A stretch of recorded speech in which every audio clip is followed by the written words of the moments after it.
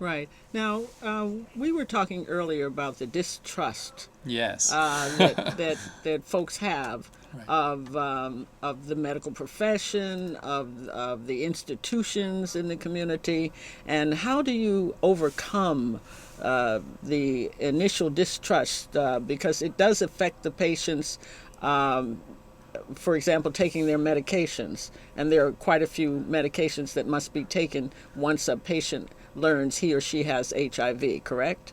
That's right. All right, Not and necessarily once they learn they have HIV, but at the point that medications are are necessary, they right, have to take a combination of medications. right, and so elaborate a little bit on how that becomes problematic when there's distrust Right. involved. Right. Well,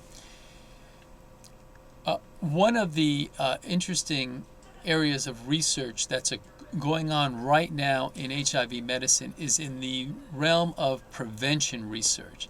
And what they're finding when they ask very, very direct question. I mean, we're not talking about mincing words here, Keela. We're talking about very direct questions. What they're finding is that an enormous number of people, not necessarily HIV positive people, have a tremendous amount of distrust. So, if you'll allow me, I'll just share with you some of the results of these studies. So, through a telephone survey, they found that 40% strongly agreed or agreed somewhat with the statement that AIDS is a form of genocide against African Americans. Now, that study was a small study done several years ago with only 71 people. Well, later on, we found that in a study of 500 people, they asked the question if you agreed with this, the statement, AIDS is a form of genocide against blacks. And they found that 20% of men and 12% of African American women agreed with that statement. 30% of men believed that AIDS was produced in a government laboratory. Now, listen to this as it relates to your question around adherence. These are people who are not HIV positive, and this is a survey through the use of telephone in the community in a southern venue, and they found that 47% of the people believe that people who take new medicines for HIV are guinea pigs for the government. So when you Wow. ask how that impacts their taking medications, we have to recognize that there's a tremendous reservoir of distrust with institutions. Right. Now, how the medical establishment responds and understands that distrust is going to be crucial in the capacity to navigate and negotiate that distrust. And one essential aspect of that, and a philosophy of ours, is that when we move away from a deficit model, our patients have problems, and have one of an empowerment model and respect their skills and survival, we also see a collective wisdom in our community. And when we approach from that perspective, we can recognize that those beliefs of distrust may be grounded in some reality. Of course they are. Here on better Freedom is a believe it. Constant Struggle, we believe that. Of But course. those But ideas that especially we take for people, granted. blacks and other peoples of color, Exactly. have every reason to distrust this government and its institutions. They're mendacious as all get out, and we don't learn any. We learn very little about our history, and what little we learn is often distorted about our own culture and history in the institutions of this country.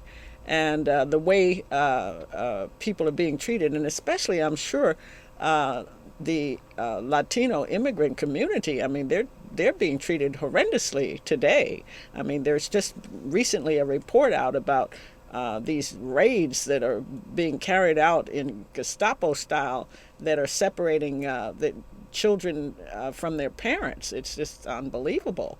And so why should these people, have any trust at all in these institutions? Ricardo Alvarez, how can this distrust be overcome by the medical profession? How do you see doctors dealing with patients who distrust the institutions and distrust them? Right.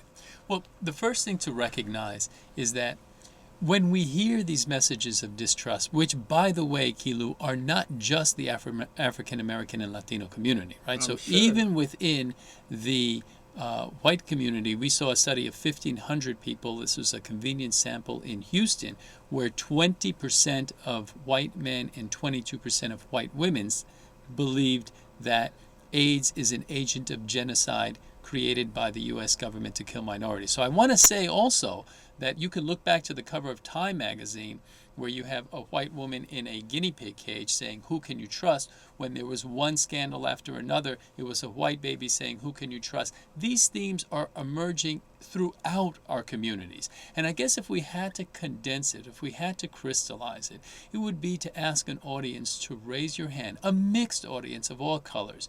In your heart of hearts, do you believe that we are in Iraq for anything but the oil?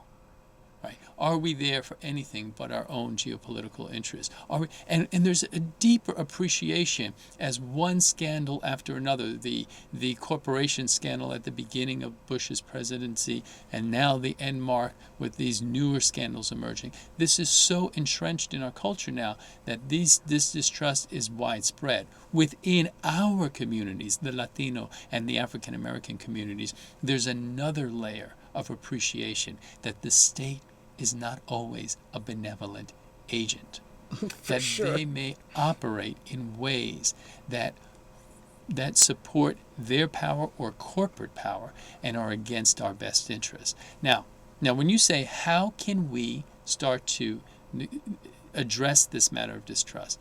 We begin with empowerment and honor it. It has its place. What often happens in medical establishments is they dismiss it. Oh, you can't prove it's a conspiracy.